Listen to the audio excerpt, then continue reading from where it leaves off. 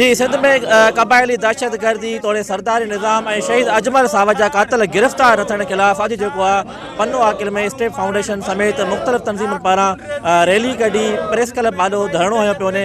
अचो त रैली जे जेके अॻवान आहिनि उन्हनि खां पुछा कयूं हिन रैली जा मक़सद कहिड़ा आहिनि। असां जेका तहरीक स्टार्ट कई आहे पन्नो आकिल खां कराची प्रेस क्लब ते वञी ख़त्म थींदी। अगरि पोइ बि कानून साज़ी न कई वई त मजबूरन असां कराची जेको आहे असेंबली सिंध असेंबली जे ॿाहिरियां एहतिजाजी धरणो ॾींदासीं। असांजो ही जेको अॼोको एहतिजाज पन्नो आकिल में थियो आहे इन जो मक़सदु बि इहो आहे त असां हिन क़बीलाई दहशतगर्दी जे ख़िलाफ़ कोशिशि वठी का कानून साज़ असेंबली ताईं इहो मामिलो पहुचायूं, इन ते का कानून साज़ी कई वञे त जीअं इन मसइले जो बुनियादी हल ॻोल्हियो वञे। असांजा हक़ फवाया पिया वञनि छो त असांजी एकता ते वार कयो वियो आहे क़बीलाई सोच जे ज़रिए।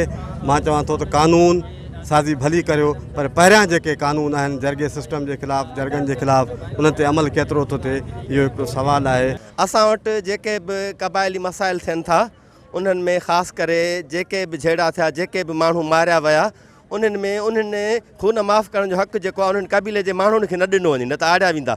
इहा क़बीलाई जेका दहशतगर्दी आहे उनखे रोकथाम जे लाइ आहे। इन क़बीलाई झेड़नि खे जेको मेन जेका फीडिंग करण वारी आहे रियासत आहे, उहो निज़ाम आहे जंहिं निज़ाम जे तहत हिते वॾेरनि खे, हिते जागीरदारनि खे, हिते कातिलनि खे सपोर्ट आहे। निज़ाम आहे इहो हथ जो पैदा कयल आहे, पुलिस ऐं दाइरा जेके आहिनि उहे मिलनि। असांजो ही तहरीक जो आगाज़ थी चुको आहे अॼु पन्नो आकिल खां, ऐं असीं हिन में पुरज़ोर मुतालबो कयूं था हुकुमरान खां त बिना देर जे ज़ात परस्ती जे बुनियाद ते दहशतगर्दी बंदि कई वञे।